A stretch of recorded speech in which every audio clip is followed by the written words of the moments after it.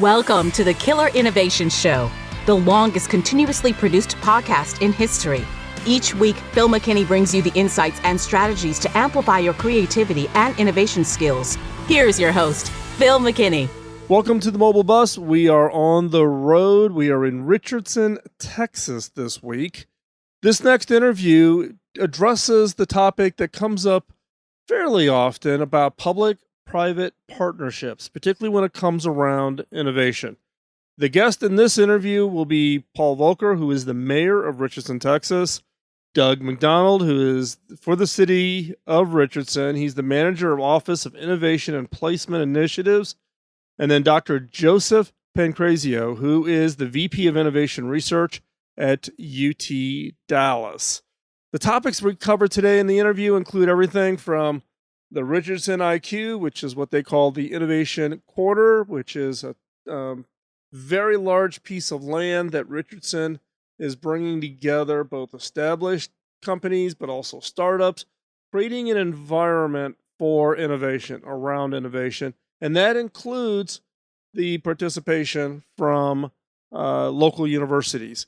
We talk about community partnership, the role that community play in order to make these kinds of initiatives that affect citywide, but more importantly with Richardson, region-wide. Richardson is a suburb of Dallas-Fort Worth, and Mayor Voelker, who I've known for many, many years, he and I were at HP together.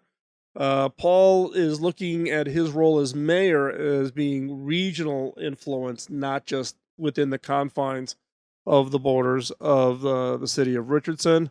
And then Joe Pancrazio, we had a great conversation as part of this interview around UT Dallas, the University of Texas at Dallas, very unique university with a very unique history tied to Texas Instruments, and the role of the university and these kinds of programs. And we talked specifically about technology transfer, taking intellectual properties from universities and being able to support the launch of companies that then does have a payback. And it's a very unique structure. You are going to want to listen in on that and how to partner with universities for innovation research. So you want to listen all the way to the end.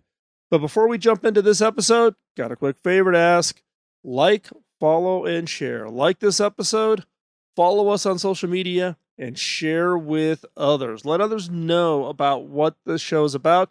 And if there is somebody that you know that would benefit from this particular episode, send them the link. Share it on your social media. When an episode comes out, we post it to our social media. You sharing it helps us spread the word. So, without any further ado, let's jump into this week's episode. So, Paul, I was trying to think the last time we were face to face was probably when we were both still at HP. At HP, yes. As the joke goes, the HP mafia is strong. I'm here with Paul Voelker. Paul is the mayor of Richardson, Texas. Yes. But you also have a day. I don't know. Do you call the mayor the day job or the other job the other job? Yeah, I'm still a technology guy. I moved to Richardson, Texas in 1983, right out of college, and I went to work for Hewlett Packard, and I've held jobs in sales and marketing, portfolio management, corporate development, all sorts of fun things there. And I worked there for 28 years. I literally started on Campbell Road here in Richardson, which is part of the Richardson Innovation Quarter.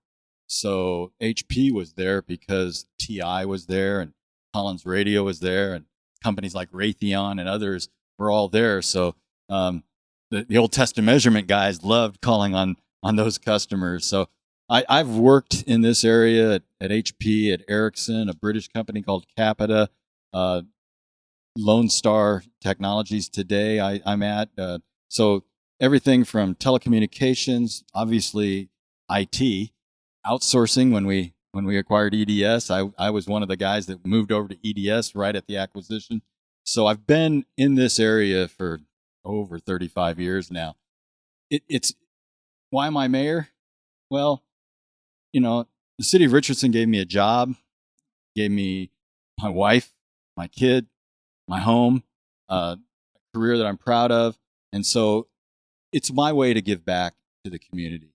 And I look at the area that we call the Innovation Quarter, and I think, wow, all of the interesting technology that's come from that area.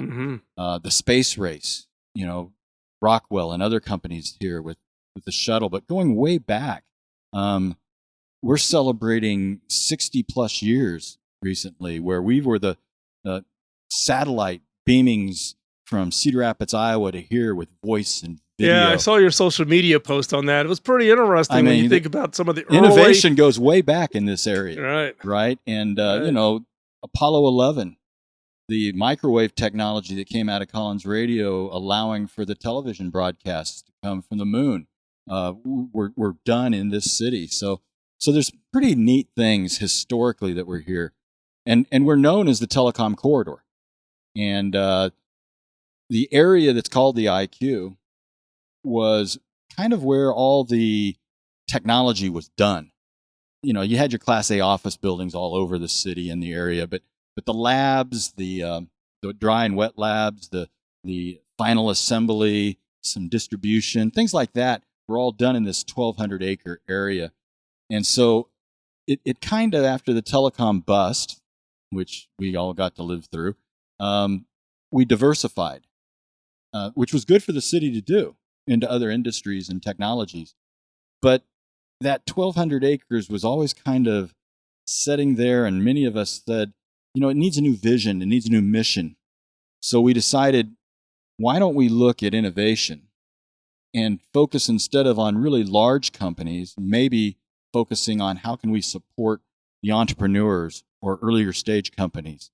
And so we spent literally 4 or 5 years between the Chamber of Commerce and the city of Richardson studying other areas to figure out what did they do in things like land use decisions. How did they work with educational institutions? How did they find capital and get it excited about the area? Right. So we spent a lot of time doing that work. Well, and I think, you were a city council for a long time before you became mayor. No, I was only 2 years, and then I've been mayor now for over 7. It'll be... You're in your third term? Fourth term. Holy smokes. I've lost track because I keep following your progress. Yeah, it'll be 10 years at the end of this term. Well, and you and I were talking before we started this interview, which was around the fact that there's this false belief, that innovation is all concentrated like in the traditional Silicon Valley. And right. Listeners of the show know that I'm very much in the mindset that is totally wrong. There's innovation occurring all over the world, really, and some amazing things that are going on that people just aren't aware of how much. Like, for instance, the history of the fact that the satellite communications from Iowa that was here to Richardson right. is proving the early form of satellite data transmission, right. And proving that out, and then how much of the telecom industry actually got birthed here. Well, in the Dallas area. For the telecom geeks listening, the Judge Green's ruling, right, when they opened up the telecom marketplace, Collins Radio was the sole provider of technology for what became MCI. Yep. The microwave technology. MCI, right? Microwave Communications Inc., so which is the name of it. One other aspect of Richardson that's unique is because of the relationship between Collins and MCI, all these international companies that wanted to come into the U.S. market said, well, let's go to Richardson, and if Collins can sell to MCI in a very untraditional way, maybe we can too.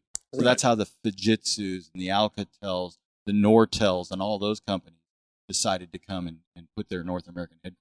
Right. Well, I want to bring in Doug McDonald.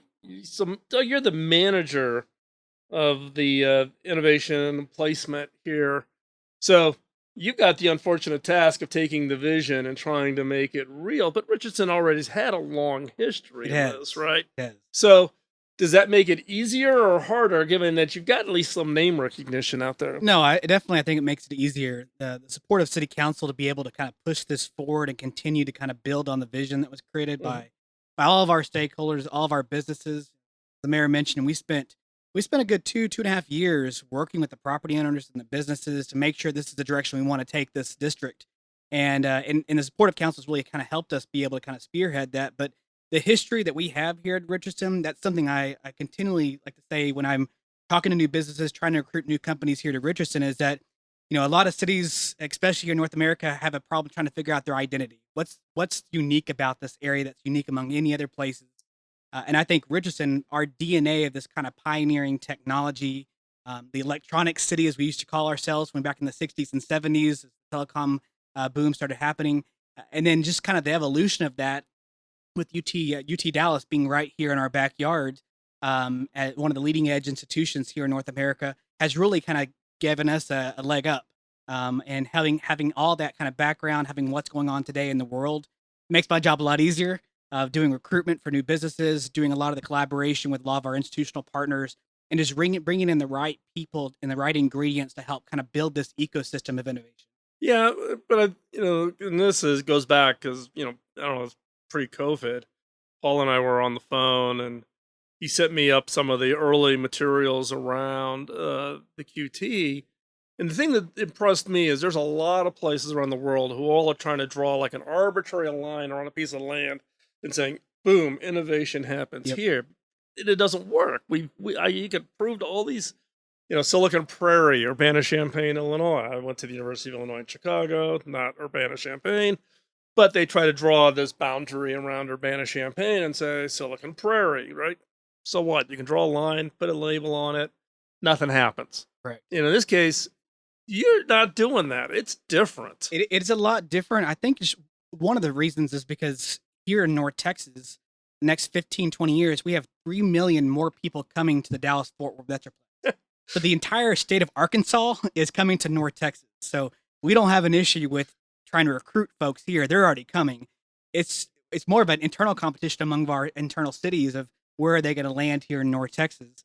And I think that's the uniqueness of our location, being just the first northern suburb of Dallas, being on the light rail system and being part of the DART commuter system, being just its current built environment, being really open for startups and for entrepreneurs. 7.5 million square feet of office flex space here in the IQ. That's perfect real estate for new businesses wanting to get their foot in and start. So I think it is different here because of what we've done to the investments of being the kind of premier tech hub of Texas, having our partnerships with DART, with UT Dallas. I'll tell you that the partnership we have with UT Dallas, and I know we have Joe here as well. The announcement we've made with them to actually plant a second flag here in Richardson is hands down probably the biggest announcement we've made in the past 5 years. And having the research institutional partner here in the IQ is really kind of helped legitimize our efforts of becoming this premier tech hub. Well, I think that raises an important component, right? Because it isn't just about having office space. It's not just about having, support of local government. But there's a mix of things that you got to have. You need to have that support, but you also need funding mechanisms. You need people that are willing to put forward risk capital. You have to have access, though, to expertise, right? That's now, correct. that can be employees at other companies, right? So grab someone from HP or TI or whatever, but it's also the next generation of tech talent. And that's where the partnership on university research plays an important role. So we also have here Dr. Joe Pancrazio, who is representing the UT Dallas, which I know I'll jump in here, Paul, before you jump in. It's UT Dallas in Richardson, which is kind of a unique naming convention. So you're part of IQ also. I mean, UT Dallas has got a significant footprint here, but also UT Dallas has an amazing history of breakthrough research that then itself has also spawned off startups, etc. Exactly, Phil. And I can't tell you how happy I'm to be with my friends here from the city of Richardson. And it's truly, it was colleagues and it's becoming friends. And I'm 6 years into being here in North Texas, enjoying every minute of it because of all the opportunities that people who ask, what if, right? And we do that all the time. One of the things that Paul was talking about was the ability to attract talent from all over the world as part of the history here. Well, we're the 11th most diverse campus in the country. And you know why? Because the families who moved here to make their stake to be part of the technology development process that is in Richardson, those are our modern Texans. And we have the recipients of some fantastic kids. And about UT Dallas is 30,000 students. It's STEM oriented. So we're about the sciences, we're about the technology, we're about management. All of those things are really important. 76% of our students are in those disciplines in the sciences as well as in management. With it, we've had a growing research portfolio, and that at the time, our founders, of course, were the founders of Texas Instruments. We were a university that came from industry, right, not an industry that came from a university. It's quite the reverse. And with it, I think it's been part. Doug mentioned DNA, and that's part of our DNA. And we have a plaza at Texas Instruments. Okay, it's who we are, and we embrace that idea of working with industry on all different levels. Now, the question of why we're involved with the IQ. Well, at the core of who I am, and I know this through various management and leadership training exercises, I define myself as somebody who loves experiments. And I think every day is a great opportunity to ask a what-if question. If I can answer those what-if questions, the great question we're asking here is, can we partner with the city of Richardson to take an area, to revitalize it, to grow and expand entrepreneurship and innovation in this zone? Can we be part of the beginning of something amazing? And that's why we're all in on this. And, a couple funny things, and Doug and I have had this kind of conversation before. We're standing up 5 centers that will be located at the Innovation Quarter. 2 are going to be oriented towards applied artificial intelligence. And what does that mean? Well, it's where we have people with expertise who are working to solve problems that our customers have, right, or the people within industry. Real world problems versus I've got a technology in search of a solution. And I have a theory I want to generate, right, that probably has no applicability. Right. It's about solving problems with the technology, in this case, artificial intelligence. We also have multi-scale drone imaging to give basically multi-scale information about a particular environment. We have a Center for Surgical Innovation. And we had one of our original inspirations that involved mobility automation and really connected mobility. And the fun thing about this, and this tells you about the faculty at UT Dallas, is that we made a call. We said, give us your best ideas. Well, we had 10 fantastic ideas, and we picked the best 5 bunch. We've got more to go. There are more groups out there with more ideas. So I consider what we're doing at the IQ the beginning of something that's going to be amazing. It's going to be the beginning of getting our students and having them to be interacting with members of industry through capstone or the senior year project, right, that might be interacting and supporting an industry cause. Our Venture Development Center, which was developed 10 years ago, the inspiration of Bob Robb and David Daniel, former president, has really gone and done extremely well. We've had 5 company corporate exits, and which in several instances the university has equity.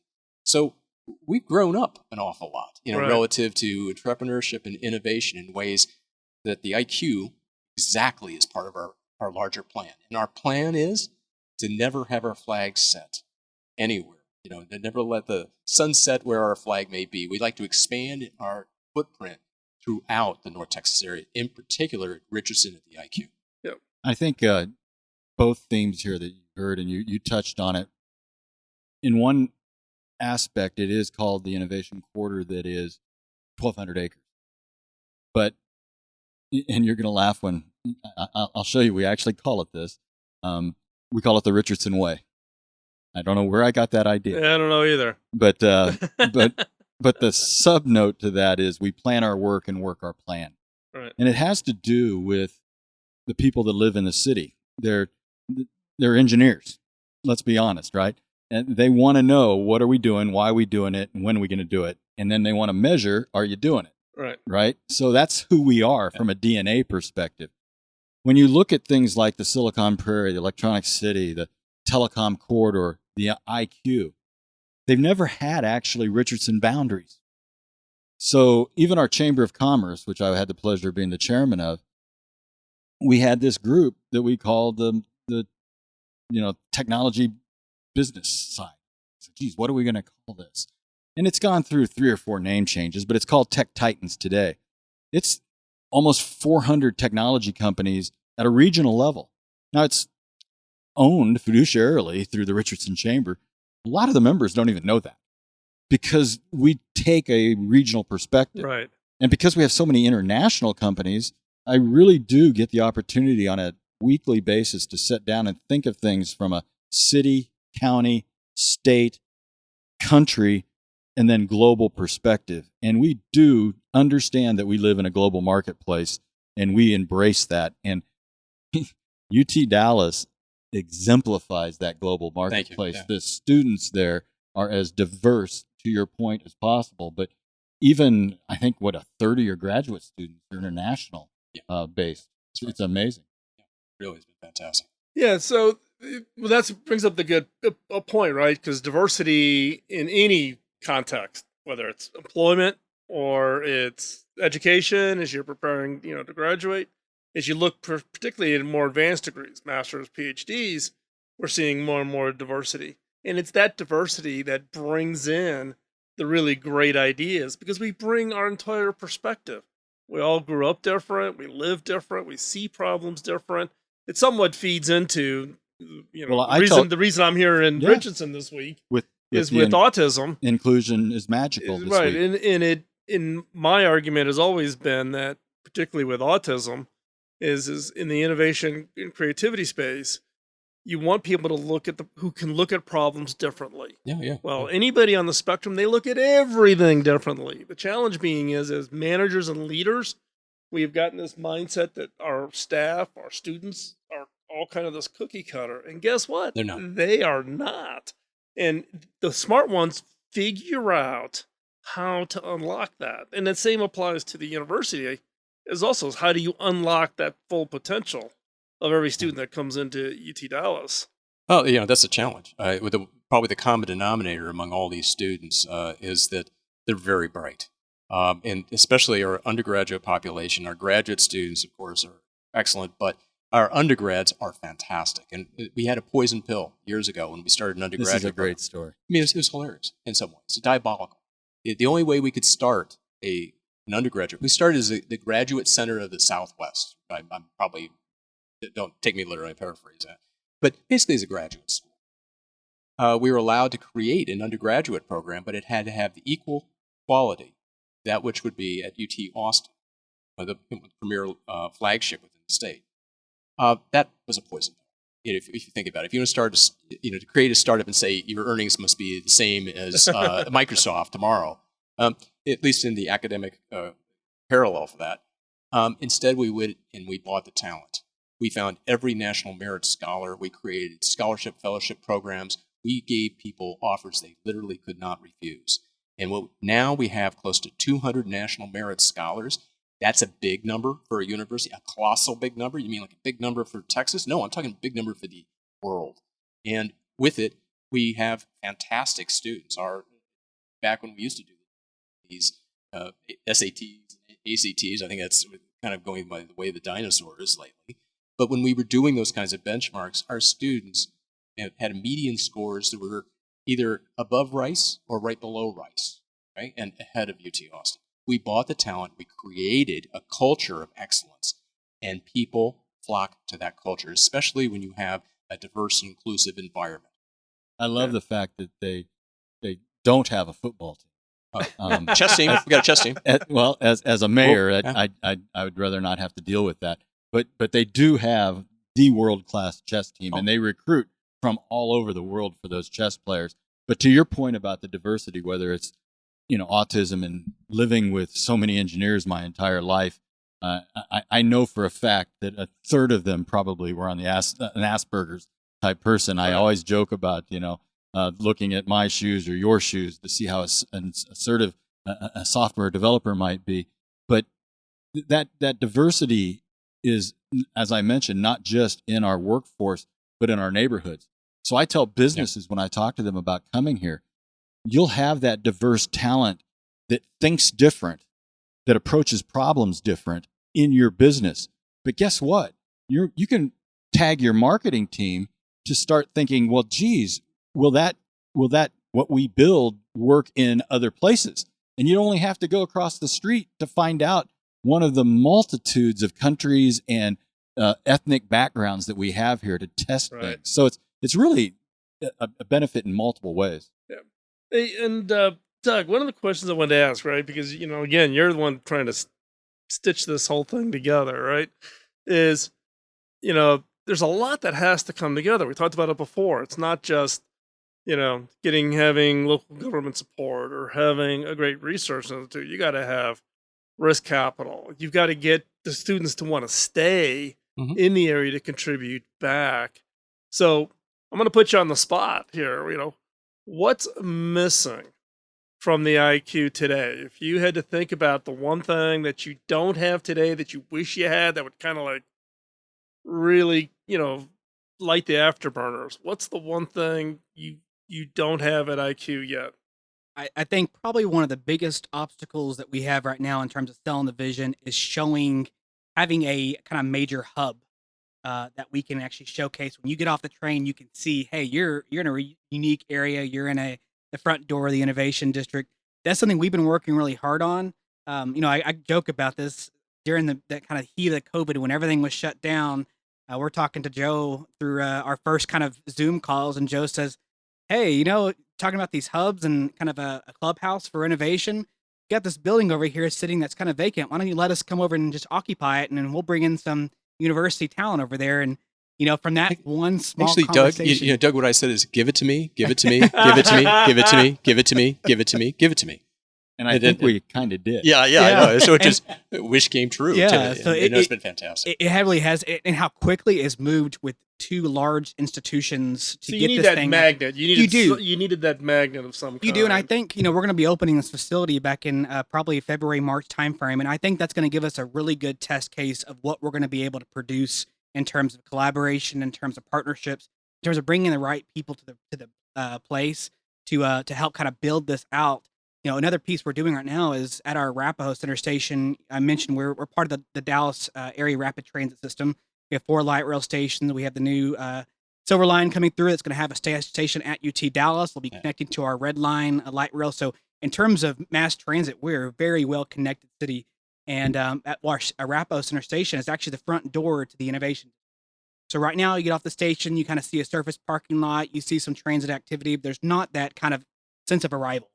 And I think the effort we're taking right now with our DART partners, we've just now gone through a really in-depth process to get a good agreement in place. We're going to be taking this to the market, hopefully bringing on a partner for a master developer, kind of really visualize and have that sense of arrival, sense of place that I think it's really kind of missing right now. And I think it's just because this area was developed as the mayor mentioned, it's kind of the supply chain to the larger companies, the Collins Radio, Ericsson, TIs. And it didn't have that kind of walkability, the mix of uses, the residential component. And so this is an area we can actually kind of start capitalizing on and bringing those missing uses that are really important for that environment. Right. Well, I've had a couple of guests on the show from other regions that have been trying to create this. My argument is, though, you need a good mix of large, medium, and small. You don't want all small because they're all struggling, and you don't get that pull.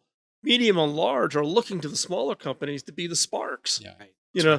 Potential acquisition targets or potential feeders of ideas If you look at the original IQ area, it was that supply chain, right? And there were, labs. Ericsson may have had its, North American headquarters in a Class A building, but they had several labs. And the same was true for many of the different telecom companies. But they were little companies like Pilot Fish, right? Might have swam around the IQ a little bit to be around those big companies.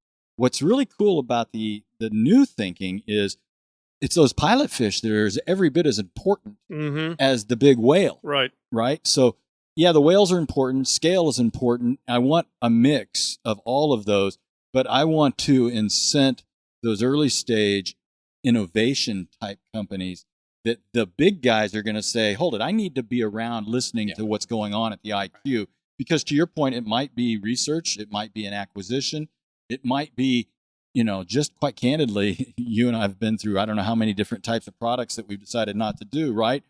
But you learn more from the mistakes Yep. that are being made out there than oftentimes the Well, successes. the point being, if you look at HP, in the 10 years I was there, we did 88 acquisitions, right? So innovation by acquisition is a perfectly valid strategy, Right. right? And we also funded 240 universities Yes. to get that talent, to get the thinking even beyond the startups. You're looking at university funded research that kind of is that one step beyond, that hasn't even made it into that startup stage. Right. Thinking about your innovation funnel plays a pretty important role. Well, and Joe can speak to this in much more detail than I can, but I remember when I was in corporate development, we were looking at those universities that HP sponsored. UT Austin was one of them, Right. but UT Dallas wasn't. And the way universities treat intellectual property and their knowledge of commercialization, those are really critical to what we think the vision of the IQ is going to be. And what I'm proud of is that it started with Dr. Daniel, but it continues on at UT Dallas. Commercialization, but also that whole who owns the IP. And companies can be comfortable that it can start, that light bulb can turn on that campus, and then you can see it go through the whole process. And that's really what I'm excited about seeing happen. That's the intellectual property side. Then there's to Doug's point, we got to build a place where that PhD graduate student can graduate and go live. And we hope it's in the IQ where he can live upstairs and work downstairs. And then we're really coming around in the years that I've been here looking at investments. Some of the money that's always been in the Dallas area has gone through a generational change. And the next generation doesn't just look for oil and gas or things like that. That next generation of that high net worth wealth actually embraces technology. Right. So the timing's everything in life, right? So the university being a tier 1 institution with great ideas about how to allow intellectual property to move forward, a next generation of investment capital that isn't afraid of technology, and then really bright people in a workforce that we can tap into. I don't know what UT Dallas is. It's over 4,500 IT graduates. I honestly, it's amazing. It's a staggering number, and I think that I'm glad that the mayor's brought this up. It's we have this Institute for Innovation and Entrepreneurship. It's started several years ago, and it crosses multiple parts of the educational and programmatic space in the university. It's really changed the culture, and we also have, hearing how great the Office of Technology Commercialization is, and it is. But let me give you a concrete reason why it actually is something distinctive. We have an alternative intellectual property agreement model, even though we're a state institution, we're a state agency, and so with it, the idea that we're going to be able to do work and give it to our sponsor becomes problematic because we're not supposed to do work for the private sector, Right. Okay, without giving it to everybody. We have developed a unique relationship approved by our Office of General Counsel where we can give the intellectual property to the corporate sponsor. And it frees up all sorts of really exciting opportunities. We're the only one in Texas doing it. We did the hard work to get it approved and created a fantastic framework for implementation. Yeah, Yet it's accessible. you're bringing back memories. I don't know if you remember the Dole Act, right? Because the Dole Act had the problem with intellectual properties, and I was working with Dr. Phil Phillips, who was in charge of tech transfer at the University of Illinois. Yeah. Probably the number 4 universities in the country for research dollars, 297th in the country of tech transfer because of state rules.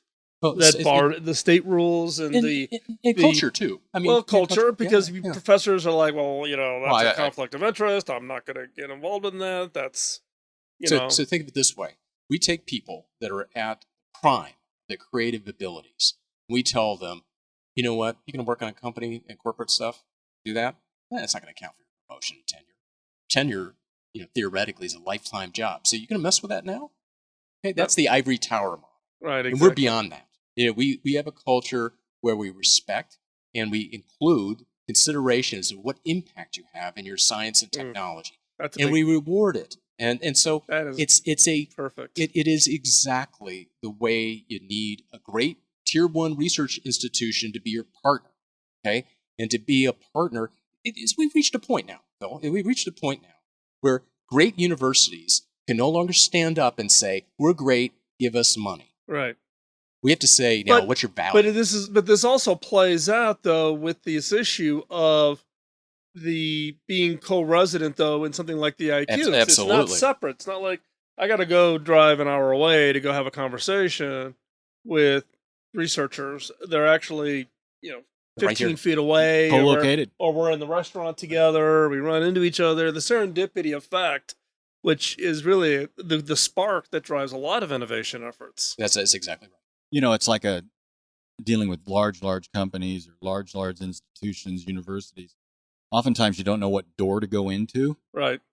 But what you need first is just to know where the doors are. Right. And those things will happen if you can get access. And that's what, we're really trying to accomplish in the innovation quarter is access. It's transportation access. Mm-hmm. It's communications access. It's educational access. It's coffee access. It We're going to is. need to be caffeinated. Yeah. We have a podcast of our own that we do that's around the IQ brew. It's a coffee talk around innovation, right? But it is someplace where I am so proud as a council member. We get to, people ask, what do city council people do, right? One of the neat things we get to do is create a place. And I've got 5 or 6 places we've created in the city of Richardson. One of those places is the IQ. Mm-hmm. And when you create something like the IQ, it's a place, you get to create a culture, you get to create value.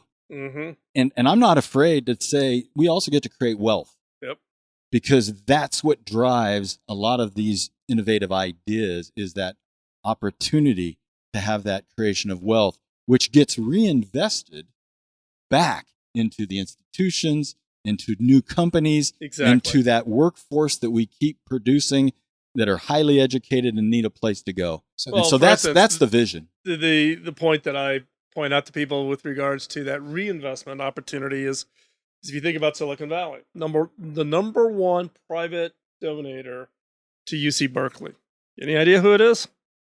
Art Fong, employee number 9 at HP, right? For a citizen, Art Fong, being Chinese, couldn't even buy his house in Palo Alto. David Packard bought it under his name for Art because they couldn't buy it back in the early 40s.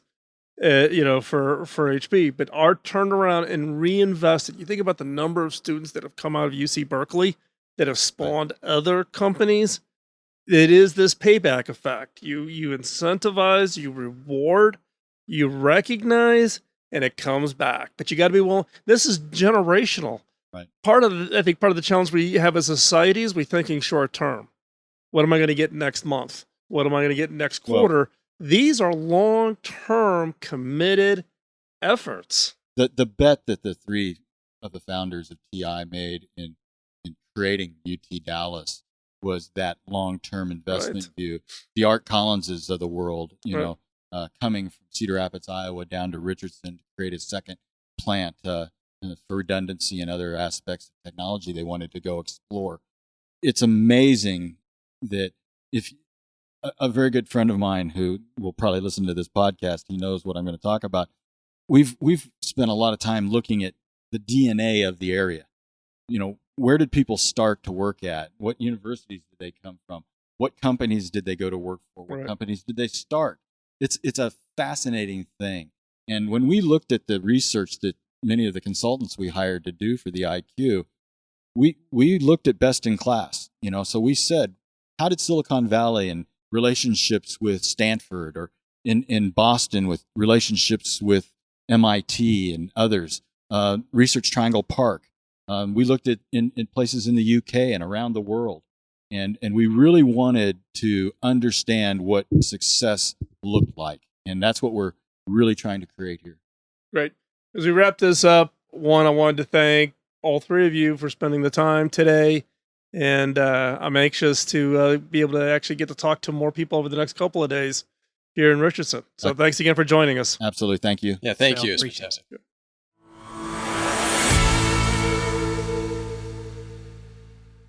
Now, with that interview you just listened, you were given a number of key nuggets. I particularly appreciated the conversation around technology transfer from universities, but also how you as an innovator can work with local government to get the support, the resources, the infrastructure you need wherever you live. You do not have to be in Silicon Valley. Cities like Richardson, we've had shows on capabilities even in areas such as rural Kentucky that can support the needs of innovators. Don't be shy.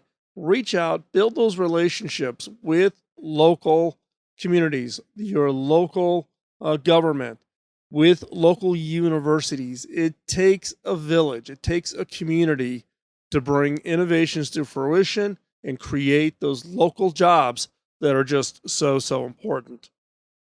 Thanks for joining us today. We really do appreciate you taking the time out of your busy schedule. Your time is very valuable, and we never take it for granted. I know how busy I can be, and sometimes I fall behind on my podcast. The fact that you are taking the time out of your schedule to listen, I greatly appreciate it.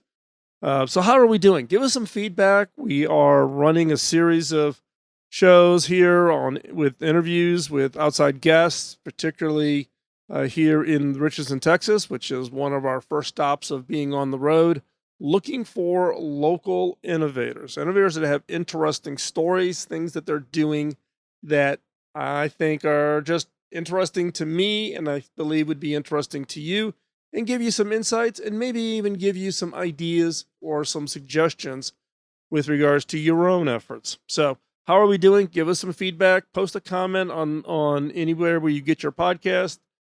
Reach out to us on social media or drop us an email, phil@killerinnovations.com. If you have a guest, if you have a city or location, if you have a place you think we should travel to and meet with local officials and meet with local innovators and local leaders from university, business, technology, government, let us know. We would love to replicate what we are doing here in Richardson with other communities, to hear their stories and share those stories with others. The other is what questions or topics you would like for us to cover on future episodes. Let us know on that. Before we go, I do have, again, one more favor. Help me pay it forward. This podcast started back in 2005 on the premise that my mentor, Bob Davis, told me I could not pay it back, all the time and energy he built into my career, that I had to pay it forward. So this podcast started as a way for me to share my experiences, my expertise, my career, what I've learned, the mistakes I've made, in hopes of helping you. Help me pay it forward by extending and reaching and finding the broadest possible audience who could benefit from hearing the stories, the special guests, the expertise we share here on Killer Innovations. So I appreciate that. Let other people know. And with that, thanks. We will be back soon with another episode. Bye-bye. Podcasting nonstop since 2005, this has been the Killer Innovation Show on the Innovators Network.